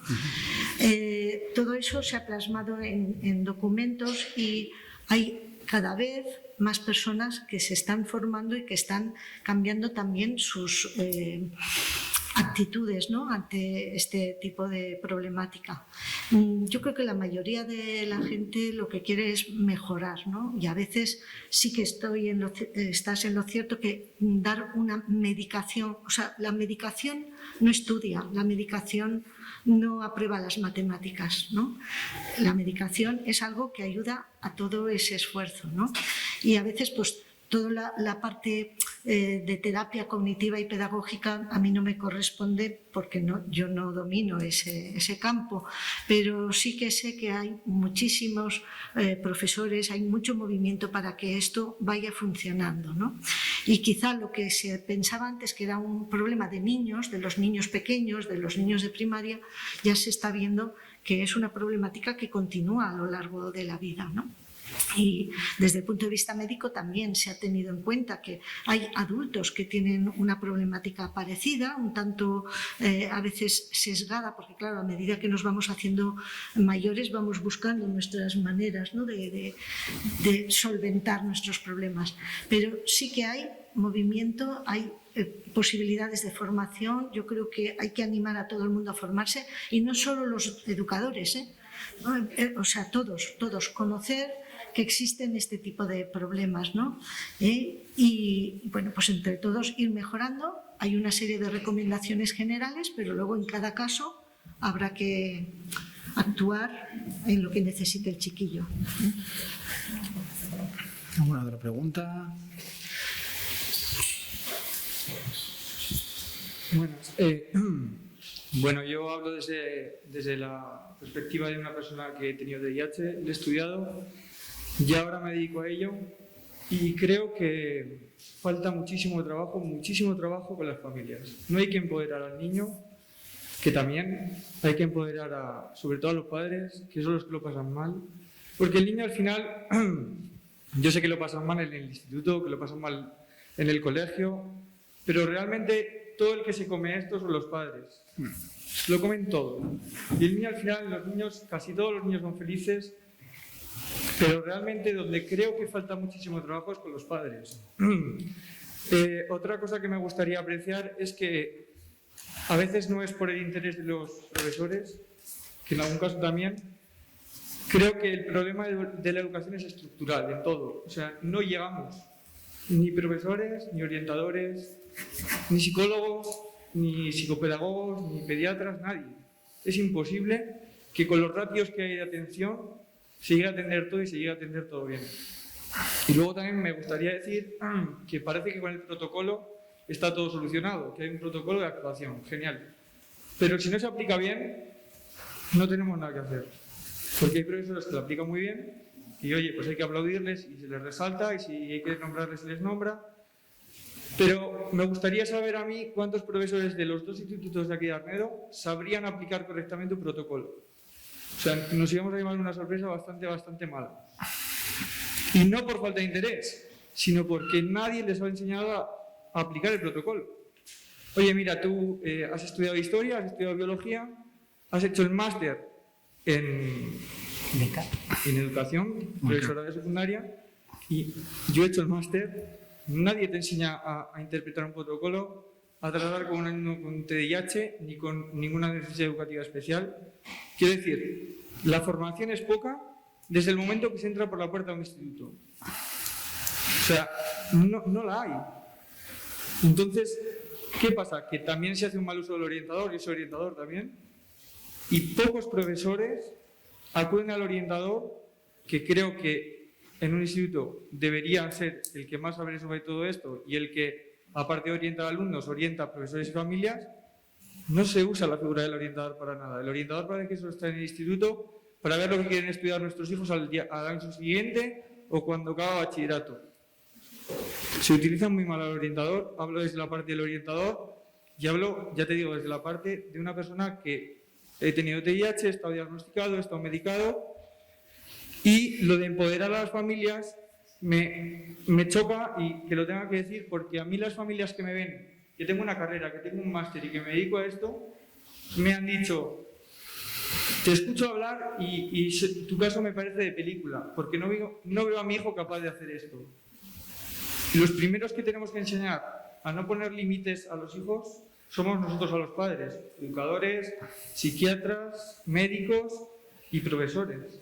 Son ellos mismos los que ponen los límites a los hijos sin darse cuenta, porque nadie va con mala voluntad. La doctora Pos, que además tiene mucha experiencia, seguro que ha visto la evolución de muchos chicos, cómo llegan. Y en mi caso yo también tengo amigos conocidos con carreras, con TDAH. Sí, esta situación no debe ser un límite para decir tú tienes este problema y no vas a poder hacer. No, al contrario. O sea, incluso seguro que conocéis cantidad de gente que han triunfado, que tampoco hace falta triunfar en la vida siendo excelente, sino vivir una vida plena y haciendo lo que a ti te gusta hacer, ¿no? Pero ya poniéndonos en el caso de personas pues, que socialmente son muy conocidas y que ellos mismos muchas veces dicen, pues yo tenía TDAH o yo estaba en esta situación, que han llegado a hacer lo que ellos han querido hacer, que eso es lo que pretendemos, ¿no? Que tú llegues a hacer, a aprender, a dedicarte a lo que a ti te gusta y que nadie te ponga límites.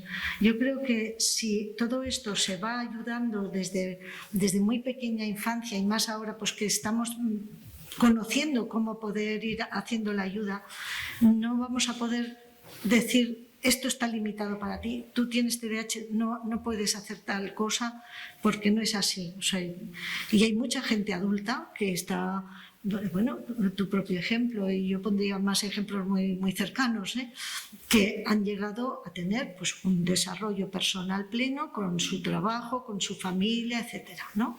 Y de hecho, antes cuando he comentado, a veces estamos en la consulta con niños que tienen este problema y el papá o la mamá dicen, pues yo tenía algo parecido, a mí me ha pasado, y esas personas han formado una familia, tienen su trabajo, tienen su vida social completa, ¿no? O sea, que esto no es un límite para que tú no puedas hacer en tu vida lo que te guste hacer, ¿no? Y a lo que te guste dedicarte.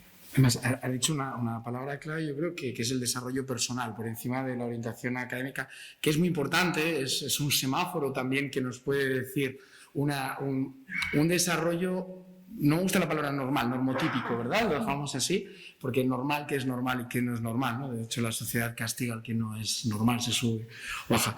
Pero el hecho de que pueda haber, un desarrollo pleno, ¿sí? Que forma parte también de ese proceso de evolución, crisis que suele haber en la adolescencia y posterior recuperación, ¿no? Entonces, recogiendo, y ahora es donde recojo la primera parte que decían los padres, muchas veces cargan con esos, y lo vemos en la fundación, ¿no? En muchos padres. Marisa nos ha explicado muy bien los procesos neurobiológicos que subyacen al TDAH y luego esos trastornos que pueden ir unidos, ¿no? Que pueden ir unidos. Entonces, los padres, yo creo que comenzar es muy difícil, pero esa objetividad, reducir los sentimientos de culpa para poder ser más objetivos, ¿sí? Incluso, pues, si se puede dar alguna recomendación, reducir esos tiempos que decíamos también, en los cuales se puede hacer deberes, sí, pero es sano, higiénico, padres, hijos, hacer deberes de 4 a 9 en el último año de primaria. ¿Sí? Entonces, son reflexiones que yo creo que podemos hacernos y en base a ese desarrollo personal y no tanto a esa orientación academicista que muchas veces se nos está imponiendo cuando el que más triunfa es el que saca una carrera mayor y si son 3 másteres más que es 1. Puede haber personas con un desarrollo personal mucho más pleno, con una formación profesional que a día de hoy está mejorando mucho en grados superiores y que puedan estar trabajando con TDAH sin TDAH. Una preguntita. Bueno, pues yo voy a hablar, no voy a preguntar, sí que os voy a animar como madre, que tengo una hija ya con 22 años, con TDAH, pero sin hiperactividad. Sí que os entiendo como padres, a vosotros dos, que habéis dicho, se sacrifica mucho, muchísimo. Nos hemos tirado horas. ¿Se me oye? Sí. Nos hemos tirado horas estudiando. Nos ha costado casi el matrimonio. He sacrificado mi trabajo, mi profesión, se quedó aparte por estar con ella. Pero me sentí incomprendida total en el colegio porque como era una niña que no molestaba, no hacía ruidos, no estaba ahí, pero yo les decía, Lara, que se llama ella, no avanza, no lee bien, y me decían, ya leerá. Era así. O pues si lo veo que no escribe bien, pues ya escribirá, dale tiempo. O sea, era todo dar tiempo, pero era un curso y otro curso y yo veía que ya no llevaba el ritmo de los demás. Y claro, luego era pasar a segundo de primaria, las notas eran bajas, empezó a suspender y pues no, yo no me quedaba conforme y yo ya empecé a mirar aparte del colegio, porque según el psicólogo y todo el mundo, todo era normal, con un cierto atraso en su evolución. Pues bueno, y yo cuando ya empecé a mirar, me fui a un psicólogo particular y claro, la cría ya era, su autoestima era baja, porque no lograba lo que los demás niños. Entonces, bueno, pues empiezas a estudiar con ella más y me empieza a decir, vamos a hacer un aprendizaje en técnicas de estudio y al final, con 12 años, me dijo la psicóloga, yo creo que tu hija tiene un déficit de atención y además te la voy a derivar a la medicina, ya al centro de salud, que te lo miren bien y que te la mire una psiquiatra, porque creo que tendría que llevar medicación. Pero sí que es cierto que le mejoró mucho, le ayudó a concentrarse, le ayudó a sacar algo de notas, a subirle la autoestima. a que ella viera que por lo menos sacaba un 5, pues era, aleluya, hemos sacado un 9. Si ella no conseguía y yo veía el esfuerzo, yo iba más que ella. Cuando hemos cogido los boletines, yo sabía que ahora ella lloverá más que ella, te lo juro. Yo no he ido con ella a hacer el examen y hemos hecho, me he tirado mucho al método Montessori de fotosíntesis, ver plantas, dibujitos y hacer el modo en casa. Y no sé, bueno, igual tú también entiendes. En plan, mucho dibujo para que ya se quede así más grabado, porque al día siguiente se va a todo. Es increíble lo que se les puede olvidar. Pero la ESO es muy dura para ellos, pero cuando encuentran su camino, porque la gran encontró, no se decidió un instituto, es imposible, inviable, tiró un grado medio, luego fue al superior, que ella le encantaba la educación infantil, va con educación infantil, lo terminó con buenas notas, porque cuando les gusta, ellos hacen y les gusta, les va a costar más, ganarán peor nota, pero los harán, aunque suspendan alguno, ellos siguen. Y ahora, cuando lo terminó, me dijo, mamá, ¿me dejáis hacer carrera? Por supuesto, o sea, las puertas están abiertas. Cuando ya me dijo... Ya termina de estudiar y todo, ¿no? Ya está estudiando ahora. Está estudiando y muy bien. nos dijo un doble grado. Y yo digo, ¿un doble grado de familia? O sea, está haciendo educación infantil y primaria juntos. Bueno, Para nosotros es... ánimo, motivación para... Motivación, le costará 1 año, 3 años, 5 años, me da igual. Vale. Ella se lo Pues- o sea que ánimo a todos los padres. Gracias, Esther, la verdad, por el ánimo y la motivación. Creo que hay alguna pregunta, no sé si la doctora Garejo... Si hay alguna actividad, yo. ¿Tenéis una pregunta más? Sí, la doctora Garejo, creo. No, es que estáis hablando mucho de la medicación y parece que por una parte que es fundamental para el desarrollo, para que el niño pueda conseguir y lograr sus logros, pero luego también por otra parte hay muchas familias que tienen muchísimo miedo a... No sé si es a tomar la medicación, que es posible que sea solo a tomar la medicación, pero porque eso de tener que tomar una medicación para el cerebro parece que es aceptar que tienes un hijo no con trastorno, sino con enfermedad, ¿no? Y entonces, pues eso, quería que explicaras un poquito todo eso de si verdaderamente la medicación... Sí, a ver, hay que darle la importancia a la medicación, la que tiene. O sea,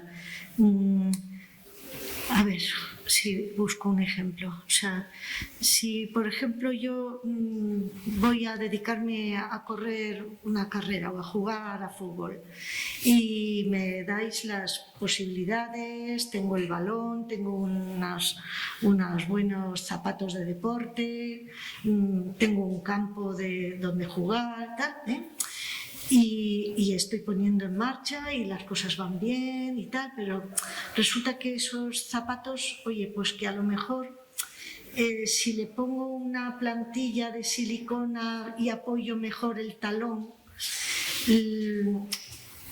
cada salto que dé, cada patada que dé, cada paso que dé de la carrera, va a salir mejor mi gesto, mi esfuerzo, mi juego va a salir mejor, pero no porque yo me tomo la medicación y ya el zapato corre o mis piernas corren, sino porque yo estoy poniendo el esfuerzo, pero resulta que he puesto una plantillita de silicona que cuando yo me apoyo y doy el salto, mi pie no se fatiga tanto. Y sale con un mayor, el esfuerzo que yo he puesto sale con un salto de mayor intensidad, ¿no? No sé si es el ejemplo más acertado, pero la medicación lo que tiene es una parte en la que tú estás favoreciendo que si tu gasolina no acaba de tener un nivel correcto, estás dando una gasolina al nivel adecuado, pero desde luego todo lo que tú vas haciendo es lo que hace que tú aprendas y que te desarrolles, ¿no? La medicación tampoco es un fracaso. O sea, mira, como no aprendo, me tomo la medicación, ya es un fracaso. No, no es eso, es una ayuda a cierto tipo de tareas y de procesos de aprendizaje que con esa mejora del nivel de gasolina mi esfuerzo rinde mejor. La medicación tampoco produce una adicción a la medicación, o sea, no es necesario ya luego toda la vida estar tomando, todos los días tomando medicación. Hay la propia madurez del sistema ejecutivo que tiene su mejor mielinización, que seguramente formará mejor su dopamina y su noradrenalina. Todo eso con el entrenamiento pedagógico que vas haciendo, todo eso va a ir a tu favor. Y hay un momento en que se puede retirar la medicación, antes lo han hablado los papás, pues porque las cosas, en ese momento ya esa plantilla de silicona ya no la necesitas, porque tu talón ya está suficientemente maduro como para que el salto que tú das ya no te fatiga tanto y tiene el mismo rendimiento. No sé si es comparable, pero yo quisiera decir que tomar medicación, primero, no es un fracaso, no es porque todo lo demás ha fracasado y al final me dan una medicina, como decía Caridad, porque mi cerebro no funciona, sino que estás favoreciendo una función cerebral, que es tu propio cerebro el que la está haciendo. No produce adicción, que eso es muy importante. Hay un momento en que se puede dejar esa ayuda porque ya no es necesaria para tu funcionamiento. La medicación nunca debe ir sola, o sea, no hay medicación, como os decía antes, que yo me tomo y ya todo funciona y ya aprendes las cosas. Porque no es así, ¿no? Es como en el ejemplo de las botas, yo me pongo la bota con la plantilla de silicona, pero si no me pongo a correr y a darle al balón, no lograré nada, ¿no? No sé si me estoy explicando. Unido a eso, además, la medicación produce unos efectos inmediatos, necesita una regulación. Si te pones una plantilla igual, siguiendo con el ejemplo, igual te puede producir un pequeño callo que a nivel de neuropediatría hay que ir regulando. Entonces, nos entendemos desde el área más profesional que los padres, un poquito como padre ahora, que más queremos es a nuestros hijos, ¿no? Entonces, muchas veces buscamos con ese puntito de ansiedad mal llamada, ese resultado más inmediato, y necesitamos también un tiempo para lograr que la medicación actúe. Hay unos tiempos, ¿verdad? Hay una regulación y como bien decimos siempre, tiene que haber un proceso de mejora transversal, ¿no? En muchos sentidos, ¿no? Y luego añadir que siempre que se dan medicaciones de este tipo no es venga, te doy esto y ya está, y ahí te quedas, sino que hay que hacer un seguimiento muy estricto y ver realmente la eficacia, ver cómo cada niño lo tolera de una manera o de otra, qué dosis, qué opinan los profesores que están viendo al niño las horas centrales del efecto de medicación, ver si está haciendo algún efecto secundario, porque ya sabéis que siempre hay que vigilar cuando te tomas cualquier tipo de medicación, hay que hacer un seguimiento muy estricto, pues ver si el niño come adecuadamente, si duerme bien, o sea, hay una serie de cosas a vigilar, o sea, no es una medicación que se da así alegremente, sino que hay que hacer un seguimiento continuado y viendo realmente si es eficaz, y teniendo en cuenta tanto lo que opina a veces el propio chico, el propio chaval, ¿no? Te dice, pues estoy notando que estoy más centrado. A veces hay otros chavales que dicen, pues yo no noto nada, y lo que ven los profesores en el aula y lo que ven los padres, ¿no? Y dar un poquito de tiempo también, ¿no? Pero no es lo básico, o sea, no es, a ver si me explico bien, o sea, que no es lo único, lo único, en lo que no es tenemos que básico. incidir. Es una ayuda, una ayuda, un complemento. Claro que sí, yo creo que todos formamos parte de este trabajo, pues, que es motivador y que además jugamos con el tiempo a favor, ¿verdad?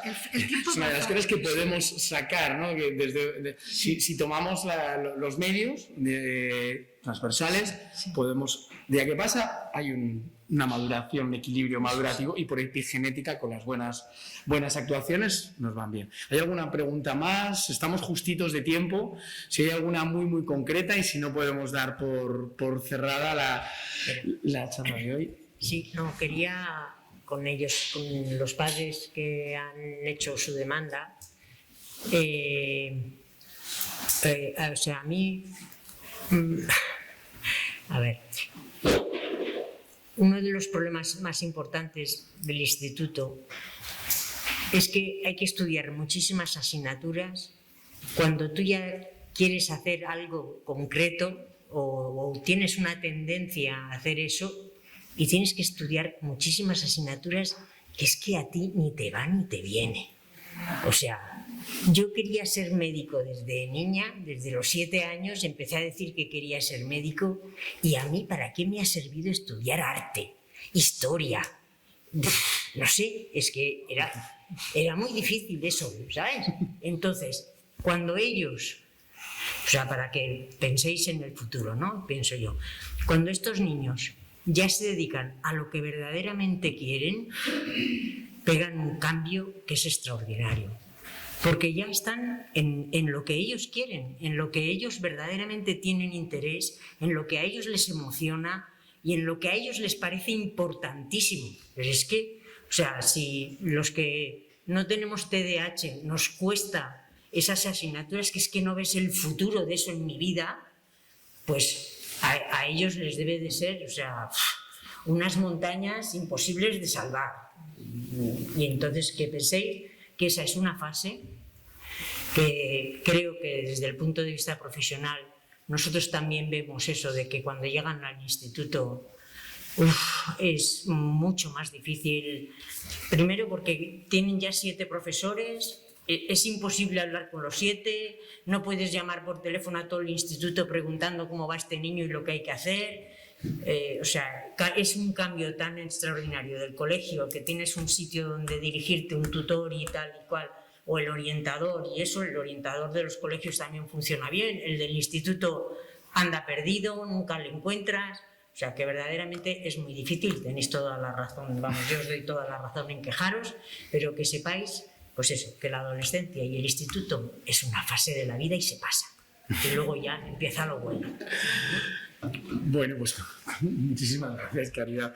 Bueno, pues con esta reflexión, que yo creo que no solo es importante no solo responder preguntas, sino hacer responder a esas preguntas, sino hacer las preguntas correctas. Yo creo que una vez más agradeceros, vamos a dar por finalizado. Para mí es un honor tener aquí al lado a estas 2 personas que creo que se merecen un aplauso.